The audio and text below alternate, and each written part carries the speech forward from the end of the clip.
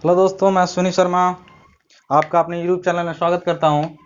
और मैं अब एक नया सब्जेक्ट आपका लेके आ गया हूं, design of steel and machinery structure, जिसको हम इन शॉर्ट डीएसएमएस कहते हैं। क्या है और उसके बारे में थोड़ी सी इंट्रोडक्शन लेक्चर आपका है आज का। इंट्रोडक्शन में भी मैं कुछ ऐसे टॉपिक जरूर कवर कराऊंगा जो एग्जाम में आते हैं आपके, उसको जरा ध्यान से सुनिए आप लोग, ठीक है ना। अभी तक आप लोगों ने पिछले सेमेस्टर में अपने जो भी पढ़ा होगा, जब भी जिस भी सेमेस्टर में आपके होगा उसके ठीक पहले आपने आरसीसी जरूर पढ़ी होगी। आरसीसी मतलब रेनफोर्स सीमेंट कंक्रीट। बताइए आप आरसीसी में क्या करते थे।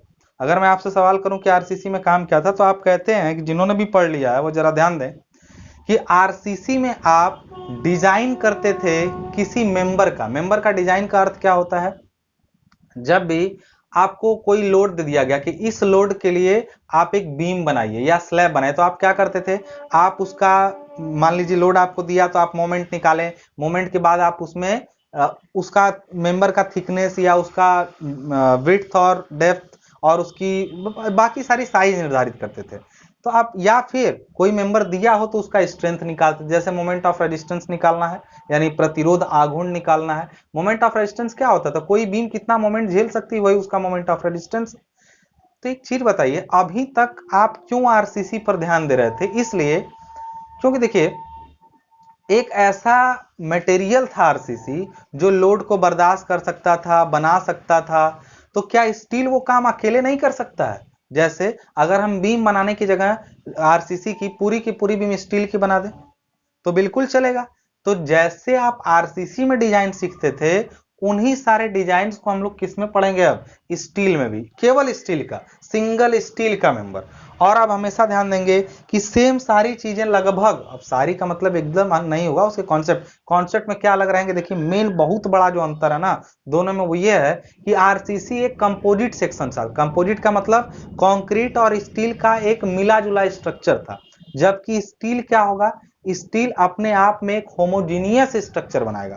स्ट्रक्चर नहीं, होमोजीनियस मटेरियल है। स्ट्रक्चर में तो कुछ दिक्कतें आएंगी, देखेंगे। इससे क्या पता चला? इससे ये पता चला कि जब आरसीसी का कोई सेक्शन बनता है तो उसमें हम लोग फैक्टर ऑफ सेफ्टी ज्यादा लेके चलते हैं। फैक्टर ऑफ सेफ्टी क्यों ज्यादा लेके चलते हैं? क्योंकि वो एक नॉन होमोजीनियस मटेरियल है, उसको साइट पर कंस्ट्रक्शन या कास्टिंग की जाती है, जिस वजह से उसकी स्ट्रेंथ हम लोग बहुत कम मान के चलते हैं, यानी फैक्टर ऑफ सेफ्टी हाई लेते हैं।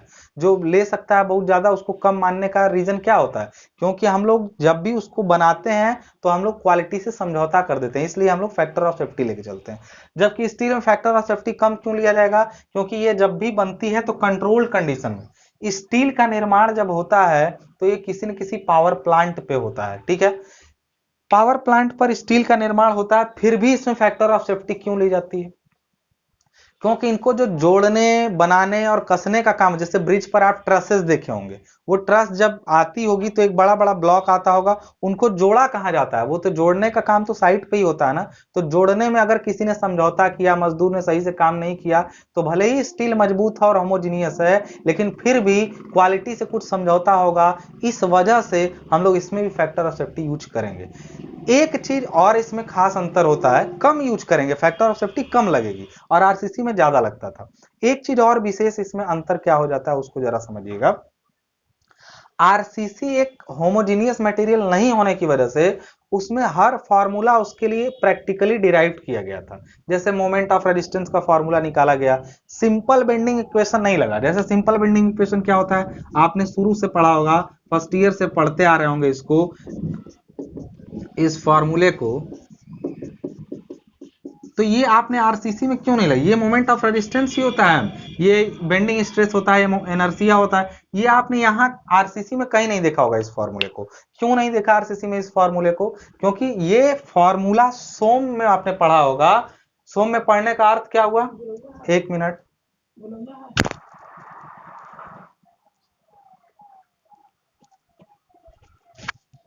ये फॉर्मूला आपने आरसीसी में क्यों नहीं पढ़ा होगा?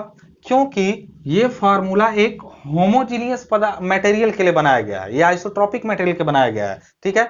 लेकिन अब आरसीसी के केस में ऐसा था ही नहीं। लेकिन जब डीएसएमएस पढ़ेंगे स्टील, तो बेंडिंग निकालने के लिए हम इसी फॉर्मूले का यूज करेंगे। क्यों? क्योंकि हमारा जो चाहते थे वैसा सेक्शन है। सोम में आप इसका यूज क्यों करते थे? क्योंकि पूरा का पूरा सोम या पूरा का पूरा आपका जो मॉस है, आप मैकेनिकल वालों के लिए बात कर रहा हूं, तो उनके में ये पूरा क्यों यूज होगा, क्योंकि ये होमोजीनियस, पूरा का पूरा सोम एक होमोजीनियस आइसोट्रॉपिक स्ट्रक्चर के लिए ही डिजाइन किया गया है।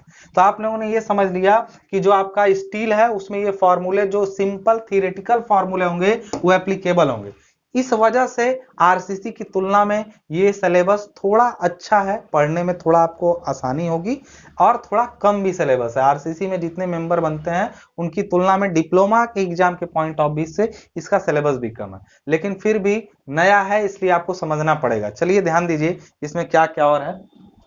देखिए सबसे पहले इसमें पहला चैप्टर आप जब निकालेंगे तो आपको बेसिक ऑफ डिजाइन यानी सोम के सारे छोटे छोटे फॉर्मूलों के बारे में समझाया गया है पहले ही चैप्टर में, और आपको बेसिक ठीक कराया गया जिनका एग्जाम से कोई लेना देना नहीं है।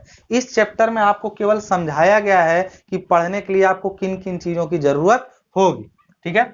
दूसरा चैप्टर आपका स्ट्रक्चरल स्टील सेक्शंस।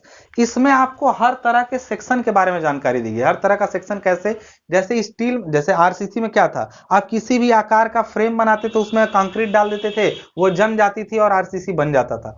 लेकिन स्टील में ऐसा नहीं होता कि आप साइड पर जाके लोहा पिघला के डालेंगे। इसके लिए बने बनाए मेंबर आते हैं और उनको जोड़ जोड़ करके स्ट्रक्चर बनाना होता है। वो कास्टिंग नहीं होती है, बने बनाए मेंबर को जोड़ना पड़ता है। तो बने बनाए मेंबर कितने टाइप के होते हैं, बहुत सारे होते हैं। उनके आकार के आधार पे वो कैसे कैसे हो सकते हैं, वो आई सेक्शन हो सकते हैं। नाम ध्यान दीजिएगा, I section, T section, T section, इसी तरीके से चैनल सेक्शन, चैनल सेक्शन। इनके आकार के आधार पे जो आई, जैसा आई सेक्शन को हम लोग बीम सेक्शन भी कहते हैं, बीम सेक्शन कहते हैं। क्यों कहते हैं इसको बीम सेक्शन, इसके बारे में डिटेल बातें करूंगा बाद में आपसे। टी सेक्शन टी जैसा होगा, चैनल सेक्शन या इसको हम लोग ये इस टाइप से होता है सी सेक्शन। जो टी सेक्शन होगा वो आप समझ ही गए कैसा होगा। आई सेक्शन आई के आकार का होगा। इस टाइप से आप चीजों को समझते जाइए, इस टाइप से होगा। इसी तरीके से आपका आ जाएगा ये एंगल सेक्शन आपका आ जाएगा। एंगल सेक्शन, एंगल सेक्शन क्या है, ये कैसा होगा, तो ये इस टाइप से होता है। चैनल सेक्शन, एंगल सेक्शन हो गया। इसी तरीके से स्टील बार्स हो सकती हैं, स्टील बार्स हो सकती हैं। स्टील बार्स क्या होती हैं, यहां पे ध्यान दीजिएगा। स्टील बार्स आपने जो छड़ें आरसीसी में यूज की गई थी वो राउंडेड होती हैं, तो इस तरह से राउंडेड स्टील बार्स हो जाएंगी आपकी। और या फिर फ्लैट हो सकती हैं, यानी चपटी पट्टी या प्लेट हो सकती हैं, ठीक है ना। इस टाइप के सेक्शन हो सकते हैं, और भी जितने टाइप के सेक्शन उनके आकार पे बनाए जा सकते हैं वो सारे हो सकते हैं। इन सेक्शन को, ये सारे सेक्शन बनते किससे हैं, ये सारे के सारे सेक्शन जो बनते हैं यहाँ पर लिखा गया है स्ट्रक्चरल स्टील। अब यहाँ पर स्ट्रक्चरल स्टील शब्द का क्या अर्थ है, स्ट्रक्चरल स्टील का शब्द का अर्थ है कि देखिए जो स्टील हम लोग यूज करते हैं, स्टील कई टाइप का होता है अगर आप बेसिकली पढ़ें तो। ये तो सेक्शन के टाइप हो गए, इन सब सेक्शन पर पहुंचने से पहले ही या इनके साथ समझिए कि ये जो बनते हैं वो माइल्ड स्टील के बनते हैं। अब माइल्ड स्टील क्या है और उसके पहले के ये सेक्शन के टाइप हैं। सेक्शन के टाइप अगर आप पढ़ेंगे ना तो आई सेक्शन में भी कई टाइप के आई सेक्शन होते हैं। आई सेक्शन में अगर पढ़ने जाएंगे आप, ये थियोरेटिकल चैप्टर है, इसके बारे में आप बुक से पढ़ेंगे, थोड़ा सा लेक्चर सुनेंगे, बुक से पढ़ेंगे, बिल्कुल समझ में आ जाएगा। आई सेक्शन कई टाइप के होते हैं। जैसे अगर हमने यहाँ पे लिख दिया, अगर हमने यहां पर लिख दिया ISJB, ISJB और यहां पर हमने लिख दिया 300, इसका मतलब समझिए, इसका मतलब IS, हर आप कोई भी सेक्शन उसमें से उठाएंगे उसके आगे IS जरूर लगा रहेगा। IS का मतलब हुआ इंडियन, और S का मतलब क्या हुआ, स्टैंडर्ड, इंडियन स्टैंडर्ड। और ये जे का अर्थ यहाँ पर यही केवल चेंज होता है, केवल यही चेंज होता है। BISB, जितने भी आई सेक्शन रहेंगे, ISJB का मतलब होता है इंडियन स्टैंडर्ड, इसको कहते हैं हम लोग जूनियर, और इसको कहेंगे हम लोग बीम, बीम। और ये 300 क्या बता रहा होगा, उसकी डेप्थ बता रहा होगा। तो आप कोई भी इस तरीके से सेक्शन का नाम जब पढ़ते हैं ISJB, तो ये जूनियर बीम को दिखा रहा है, मतलब एक छोटी बीम को दिखा रहा है, ठीक है। इसी तरीके से अगर लिखा है यहाँ पे ISLB, तो IS का अर्थ समझी गए, बी बीम है, और यहाँ पर इस L का अर्थ क्या है, लाइट बीम। लाइट बीम का मतलब एक हल्की बीम होगी बीम का जो सेक्शन या ऐसा बनाया गया होगा उसकी थिकनेस या वेब वगैरह कि वो हल्की होगी। यहां पर देखिए ये अपने आप में एक पूरा कंप्लीट डेटा है, इसको आप हल्के में मत समझिएगा। ISJB जो है, अगर आप इसको स्टील टेबल आता है, जब भी अभी मैं इसको समझाता हूं आपको, पूरा का पूरा जो स्टील टेबल आपके बुक के पीछे बना होगा या फिर आप मार्केट से केवल अलग से स्टील टेबल खरीद भी सकते हैं। जब आप आई सेक्शन खोलेंगे, उस टेबल में जाएंगे, आई सेक्शन में ISJB 300 वाला कॉलम सर्च करिएगा, उसके आगे इसकी सारी प्रॉपर्टी दी रहेगी। इसकी सारी प्रॉपर्टी का मतलब किसी भी स्टील की जितनी भी ज्योमेट्रिकल प्रॉपर्टी है, ज्योमेट्रिकल प्रॉपर्टी क्या होती है? ज्योमेट्रिकल प्रॉपर्टी का मतलब, जैसे इस पूरे आई सेक्शन का डेप्थ 300 है तो वेब की मोटाई कितनी होगी, फ्लैंज कितना होगा, उसका मोमेंट ऑफ इनर्शिया कितना होगा, उस सेक्शन की सारी ज्योमेट्रिकल प्रॉपर्टी स्टील टेबल में मिल जाती है। मतलब स्टील टेबल क्या होता है?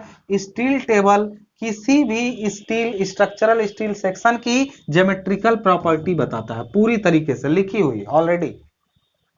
एग्जाम में आपको अगर कोई भी इस तरह का सेक्शन दिया और बाकी चीजें नहीं पता है तो समझिए ये इतना लिखने का अर्थ है उसने उसकी सारी ज्योमेट्रिकल प्रॉपर्टी बता दी। जाइए और टेबल में सर्च कर लीजिए। जैसे आपको कोई भी चीज होता है ना, एक छोटा सा डिस्क्रिप्शन देखते हैं, उसके बारे में जानने के लिए आप उसकी डिटेल निकालते हैं, ठीक है।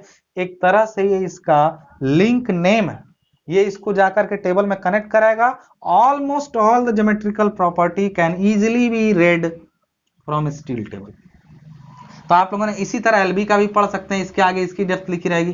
तो इस तरीके से हर सेक्शन, जितने चैनल सेक्शन हैं या फिर एंगल सेक्शन है, इन सब वही तो डिटेल में पढ़ना है। लेकिन हमने ये समझ लिया कि कई आकार के सेक्शन हो सकते हैं और उन सारे सेक्शंस की ज्योमेट्रिकल प्रॉपर्टी स्टील टेबल में दी रहती है। तो हम क्या करेंगे ज्योमेट्रिकल प्रॉपर्टी जान के? ज्योमेट्रिकल प्रॉपर्टी बिना जाने आप इनका प्रयोग नहीं कर सकते। जैसे आप अभी M/I=F/I लगाए थे, कोई स्टील सेक्शन अगर हम पूछें आई सेक्शन है वो कितना मोमेंट लेगा, तो आप कहेंगे मोमेंट M/I, तो उसका आई पता होना चाहिए, इनर्शिया। तो अब आई निकालिए जाके सोम के नियम से, सोम में आई निकालने का तरीका, लेकिन उसमें लेट होगा। और डिजाइन आपको अगर जल्दी करना है तो केवल सेक्शन का नाम पता रहो तो उसका इनर्शिया आप सीधे टेबल से क्या कर सकते हैं, पढ़ सकते हैं।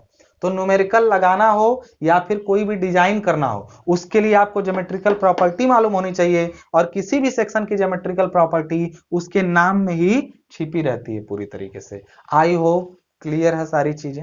ये क्या है? ये स्ट्रक्चरल स्टील सेक्शन जब आप पढ़ते हैं तो आप सारे सेक्शन के बारे में जानकारी पढ़ लेते हैं। तो इस तरीके से सारे सेक्शन के बारे में डिटेल्स आपकी किताबें में दी हुई हैं। अब मैं थोड़ा सा एक चीज आपको और बता दूं। ये तो चलिए थोड़ा हमने सीधे सीधे इसकी ज्योमेट्रिकल प्रॉपर्टी और सेक्शन के बारे में समझा, लेकिन एक चीज और समझते हैं। यहाँ पर एक शब्द आया स्ट्रक्चरल स्टील। स्ट्रक्चरल स्टील का अर्थ क्या होता है?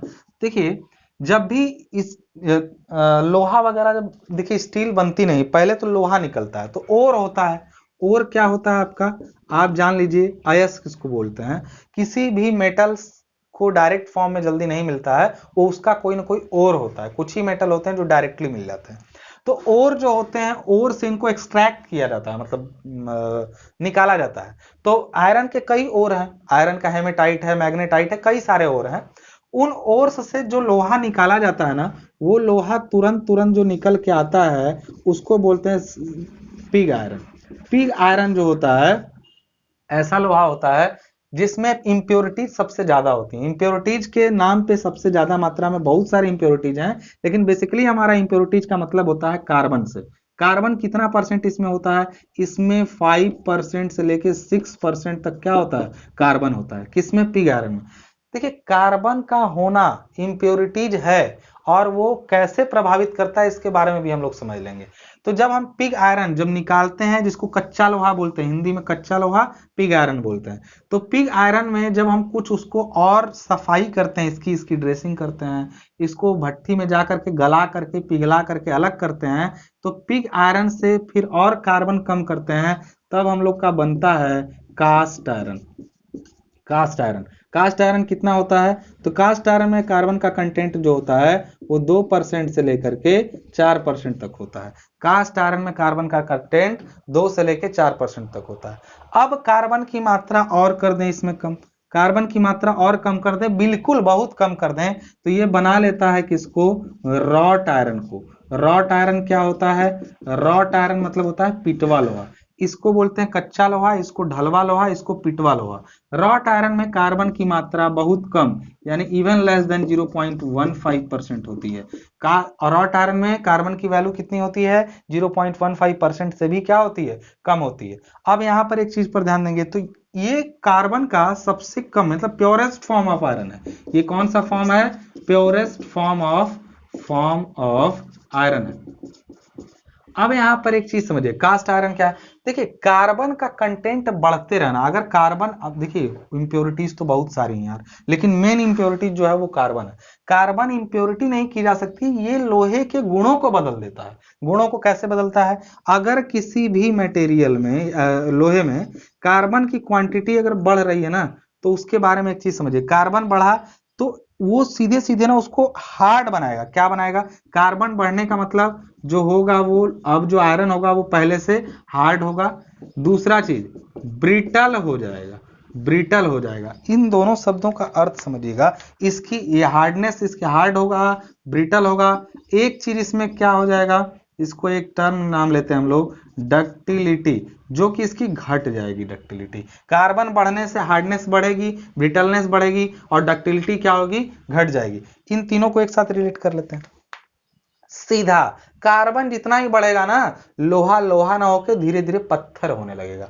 समझिएगा, ये बहुत हमने बहुत ही सरल भाषा में आपको समझाया। मात्रा बढ़ने से ये लोहा लोहा ना रह के क्या होने लगेगा, पत्थर होने लगेगा। पत्थर होने का अर्थ क्या हुआ, पत्थर और लोहे में क्या अंतर बताइए। लोहा डक्टाइल होता है, खींचने पर खींचेगा, लेकिन कार्बन जब उसमें बढ़ता है ना तो पत्थर जैसा, मतलब झटका लगने पे टूट जाएगा, ब्रिटल हो जाएगा। कार्बन बढ़ेगा तो वो लोहा पत्थर जैसा ट्रीट करने लगेगा, मजबूत पत्थर जैसा, जिसकी हार्डनेस ज्यादा होगी, ब्रिटलनेस ज्यादा होगी। और ductility, ductility is the property of material by virtue of which can be drawn into wires. मतलब डक्टिलिटी वो प्रॉपर्टी जिसके कारण इसको पतले तारों में खींचा जा सकता है, लेकिन वो प्रॉपर्टी इसकी घटने लगती है कार्बन बढ़ने से। और जब हम कार्बन की मात्रा को धीरे धीरे कम करते जाते हैं ना, तो ये रॉट आयरन जो होता है इसको पिटवा लोहा, मतलब इसको पीट पाट के बहुत कम या पतले लेयर में बदला जा सकता है। ये बहुत ही कम ब्रिटलनेस होती है, ये हाईली डक्टाइल है। ये कैसा होता है, ये होता है हाईली डक्टाइल। और वो ऊपर वाला क्या है, वो काफी ज्यादा क्या है, ब्रिटल है। आई होप कार्बन के वजह से आपको समझ में आया कि क्या असर पड़ रहा है स्ट्रक्चर। लेकिन ये सब, ये हमने अभी आयरन के बारे में बताया, स्ट्रक्चरल स्टील इसमें नहीं है कोई। स्ट्रक्चरल अभी हम बात करेंगे जब स्टील की। अब इन्हीं आयरन में कुछ फेर बदल करके स्टील बनानी है। फेर बदल करके स्टील जब बनेगी तो हमेशा समझिएगा, स्टील में जो कार्बन की मात्रा होती है ना, वो होती है 0.15% से ऊपर जाते समय 1.5% मैक्सिमम। हमने क्या बोला, स्टील जब बनती है तो उसका कार्बन की क्वांटिटी, तो कहें सर आप इसको यहां क्यों नहीं लिखा, क्योंकि केवल कार्बन की मात्रा को मेंटेन करने से स्टील नहीं बन जाएगा, इसमें कुछ अलग से चीजें भी मिलाई जाती हैं। क्या मिलाई जाती हैं, तो एक चीज समझ लीजिएगा, पूरा स्टील में कार्बन की मात्रा इससे इसके, अब इसमें भी 3 पार्ट, जैसे कुछ जो बहुत कम कार्बन रहेगा वो माइल्ड स्टील होगी। यानी माइल्ड स्टील की, जब स्ट्रक्चरल स्टील माइल्ड स्टील होती है, मैंने शुरू में ही बोला था फिर बोल रहा हूं, तो हमें कौन से स्टील की जरूरत होती है, हम जब माइल्ड स्टील की बात करते हैं, माइल्ड स्टील की, तो माइल्ड स्टील में कार्बन का कंटेंट 0.15% से लेकर के 0.3% तक होता है। केवल माइल्ड मतलब बहुत कम कार्बन वाली स्टील। आई होप ये चीजें क्लियर हैं। तो जरा आप आगे देखिए, तो अब हम लोग बात करते हैं स्टील की, केवल अकेले स्टील की। समझिए जरा यहां पर, स्ट्रक्चरल स्टील यानी कौन, माइल्ड स्टील यानी कौन, जिसमें कार्बन की मात्रा 0.15% से लेकर के 0.3% तक, एक ही वैल्यू दो, 0.23%, ये सबसे सुटेबल वैल्यू है। रेंज है यहां से यहां तक, लेकिन ये एक ऐसी वैल्यू है जो एकदम सुटेबल, लगभग यही पाया जाता है। ठीक है, ये 1 टर्म वैल्यू आ जाएगी और ये रेंज है उसका यहां से यहां तक का। ठीक है, तो स्ट्रक्चरल स्टील का यहां पे समझ में आया कहानी क्या है। स्ट्रक्चरल स्टील में कार्बन की क्वांटिटी इतनी होती है, ये कार्बन हो गया, लेकिन इसमें और भी चीजें होती होंगी, जैसे मैग्नीज। मैग्नीज कितना होता होगा इसमें, तो 0.05% मैग्नीज फिर उसमें सल्फर भी होता है, फिर और भी चीजें होती हैं, सबकी क्वांटिटी याद करने की जरूरत नहीं है, ये भी बहुत रेयर है, आपसे सीधा सीधा यही बस पूछता है कार्बन वाला, लेकिन फिर भी आप इसको भी याद कर लीजिए। तो स्ट्रक्चरल स्टील में केमिकल प्रॉपर्टी उसकी ये होती है, इसमें ये इसकी कौन सी प्रॉपर्टी हुई, केमिकल प्रॉपर्टी, केमिकल प्रॉपर्टी हुई स्टील की। तो हमेशा ध्यान रखिएगा, जो स्ट्रक्चरल, अभी कई बार क्वेश्चन पूछा हुआ है डिप्लोमा के एग्जाम में, स्ट्रक्चरल स्टील की गुण बताइए यानी प्रॉपर्टी बताइए, तो दो तरह के गुण होते हैं, एक केमिकल प्रॉपर्टी, तो आप केमिकल प्रॉपर्टी में ये दोनों समझा देंगे पहले, ये बाद में लिखिएगा केमिकल, पहले फिजिकल प्रॉपर्टी। तो केमिकल प्रॉपर्टी इसका केवल दो, माइल्ड स्टील होता है, स्ट्रक्चरल स्टील माइल्ड स्टील है जिसमें कार्बन का कंटेंट यहां से यहां तक होता है और मैग्नीज का कंटेंट यहां से यहां तक होता है, ठीक है। ये डक्टाइल होना चाहिए, ये सब चीजें जो उसके बारे में थियोरेटिकल है वो आपको बुक में मिल जाएगा या नोट्स में मिल जाएगा। तो आपने देखा कि स्ट्रक्चरल स्टील में क्या अलग है, वो ये अलग है कि वो इस रेंज का है, ऐसा है। अब इसकी फिजिकल प्रॉपर्टी देख लेते हैं जरा, फिजिकल प्रॉपर्टी क्या है। तो फिजिकल प्रॉपर्टी यहां पर ध्यान दीजिएगा, फिजिकल प्रॉपर्टी क्या है, तो देखिए यहाँ पे फिजिकल प्रॉपर्टी में इसका सबसे पहले आता है यूनिट वेट, मान लीजिए कितना है, अभी एस्टिमेट वाले लेक्चर मैंने बताया था यूनिट वेट कितना होता है, तो होता है 7850 केजी पर क्यूबिक मीटर, फिजिकल प्रॉपर्टी है इसकी, मतलब भौतिक गुण इसके हैं, यूनिट वेट हो गया। यंग मॉडुलस इसका कितना हुआ, यंग मॉडुलस कितना होता है, यंग मॉडुलस इसका जिसको ई से डिनोट करते हैं हम लोग, वो होता है 2.04 से लेकर के 2.18 इंटू 10⁵ न्यूटन पर स्क्वायर एम। लेकिन इसको आसानी के लिए आप सीधे 2 इंटू 10⁵ लीजिएगा न्यूटन पर स्क्वायर एम। ये आंकड़ा आपको डिप्लोमा में सोम से ही याद होना चाहिए, अगर नहीं याद है तो कोई बात नहीं, अब याद कर लीजिएगा। स्टील का यंग मॉडुलस क्या होता है, ये स्ट्रेस स्ट्रेन टॉपिक जब पढ़ाएंगे तो हम आपको एकदम डिटेल में समझा देंगे कि इसका असली अर्थ क्या है, ये स्टिफनेस को शो करता है, ठीक है। यंग मॉडुलस आपको समझ में आ गया, यहाँ पे यूनिट वेट उसका समझ में आ गया क्या है यहाँ पे। अब उसका इसी तरीके से स्ट्रक्चरल स्टील का जो अल्टीमेट स्ट्रेंथ होता है, अल्टीमेट स्ट्रेंथ या स्ट्रेस एक ही बात है, अल्टीमेट स्ट्रेस कितना होता है, तो 410 न्यूटन पर स्क्वायर एम, ठीक है। और इसी के साथ साथ इसका यील्ड स्ट्रेस जो होता है, यील्ड स्ट्रेस जो होता है वो लगभग 250 न्यूटन पर स्क्वायर एम, ठीक है। अब ये दोनों अल्टीमेट स्ट्रेस और यील्ड स्ट्रेस क्या है, इन सब को समझने के लिए आपको माइल्ड स्टील का कर्व आपने पढ़ा होगा मैकेनिक्स में, सोम में, और यहाँ पर अगर नहीं पढ़े हैं तो फिर मेरे लेक्चर में कभी मिलेगा सोम मैकेनिक्स में, समझा दूंगा। ये इसका अल्टीमेट स्ट्रेस है। अब ये अल्टीमेट स्ट्रेस जो होता है ना, अब चलिए इसके बारे में थोड़ा कम बोलूंगा अभी, क्योंकि फिर मुझे डिटेल उधर पीछे जाना पड़ेगा। फिलहाल बस इतना समझिएगा कि ये इसकी फिजिकल प्रॉपर्टी है, इसका यूनिट वेट है, इसका यंग मॉडुलस है, अल्टीमेट स्ट्रेस है, यील्ड स्ट्रेस है। इन्हीं चीजों को इसकी इस तरीके से समझिएगा कि फिजिकल प्रॉपर्टी कहता है। तो फिजिकली उसमें क्या गुण है, वो ये गुण है, और उसमें केमिकली क्या गुण है वो मैंने आपको बता दिया। तो आपको आई होप ये चैप्टर बेसिक ऑफ डिजाइन पढ़ना नहीं है, सोम के फॉर्मूले वगैरह समझाए गए हैं। स्ट्रक्चरल स्टील सेक्शन में मैंने बता दिया कि सेक्शन जो बनते हैं वो इसी स्टील से बनते हैं, और उस स्टील की ये प्रॉपर्टी होती है, इसी स्टील से वो सारे सेक्शन जो आई बना था। आपने कभी रेलवे का स्लीपर देखा होगा, वो लगभग फ्लैट फुटेड होता है, आई होता है लेकिन ऊपर का कम नीचे का ज्यादा, इस टाइप से होता है। तो जो भी सेक्शन बनते हैं वो रेलवे का स्लीपर माइल्ड स्टील का नहीं होगा, उसके चक्कर में मत पड़ेगा, मैं जनरल बात कर रहा हूं जो सेक्शन बनते हैं। आई आपने देखा होगा, आप एंगल सेक्शन तो बार बार देखते होंगे, दरवाजे खिड़कियों में एंगल का यूज होता है, या फिर आप कुछ भी सिंपल एंगल का यूज बहुत ज्यादा होता है इस तौर पे। तो हम लोग हर सेक्शन के बारे में थोड़ा थोड़ा समझ लिए हैं, इसका इंट्रोडक्शन आपने समझ लिया। इसमें से भी एक क्वेश्चन आ जाता है बार बार, ये प्रॉपर्टी वाला क्वेश्चन, और कभी कभी ये भी क्वेश्चन देता है कि कुछ स्ट्रक्चरल स्टील सेक्शन के बारे में समझाइए। तो ये दोनों ही क्वेश्चन एग्जाम में थ्योरेटिकल फॉर्म में 5 नंबर तक के आ जाते हैं, ठीक है। तो ये आप अगर इसको इस टॉपिक को पढ़ते हैं तो ये समझ भी गए होंगे कि डीएसएमएस क्या है। अब देखिए जो हम लोग का अगला चैप्टर होगा वो स्ट्रक्चरल स्टील कनेक्शन होगा। ये क्या है, अभी तक आरसीसी में आपने जब कंक्रीट के बारे में पढ़ा, फिर आरसीसी पढ़ा, कंक्रीट मटेरियल था, उसके बाद आपने आरसीसी को पढ़ा। यहां पर आप स्टील के बारे में तो पढ़ लिए, लेकिन अब आपको स्टील से कुछ बनाना है। देखिए सबसे पहले ताकत या डिजाइन करने से पहले स्टील को जोड़ना सीखना पड़ेगा। एक स्टील का मेंबर दूसरे स्टील से कैसे जुड़ता है, उसको जोड़ने के लिए कई मेथड है, जैसे वेल्डिंग करना, रिवेटिंग करना, बोल्ट लगाना, उन सब के बारे में पढ़ेंगे हम लोग स्ट्रक्चरल स्टील कनेक्शन में। और यही सबसे इंपॉर्टेंट चैप्टर है, ध्यान रखिएगा, मैं बार बार फिर बोला, आरसीसी में पहले 2 चैप्टर को मैंने बहुत इंपॉर्टेंट बताया था, और स्ट्रक्चरल स्टील कनेक्शन पूरे डीएसएमएस की जान है डिप्लोमा के एग्जाम के लिए, क्योंकि इसको नहीं समझे तो आगे फिर नहीं समझ में आएगा। यहां पर हम लोग अगला टॉपिक यही होगा, स्ट्रक्चरल स्टील कनेक्शन, मन लगा के पढ़ेंगे। 10 नंबर का क्वेश्चन कहीं नहीं गया है एक चैप्टर से, केवल 4 चैप्टर, आपको 5 चैप्टर इसमें ध्यान से पढ़ने हैं, पूरा डीएसएमएस क्लियर हो जाएगा। तब तक के लिए नेक्स्ट लेक्चर का इंतजार करिए, अपना फीडबैक जरूर दीजिए। देखिए मुझे यहाँ से कुछ मिलता नहीं है, अगर आप बिना ऑडियंस के मैं बोलूंगा तो फिर मुझे मजा नहीं आएगा, ऑडियंस जितनी ज्यादा एक्टिव रहेगी उतना ही मुझे पढ़ाने में मजा आएगा। तब तक के लिए शेयर सब्सक्राइब करते रहिए और कमेंट्स करिए ताकि मुझे मोटिवेशन मिलता रहे। धन्यवाद, मिलते हैं।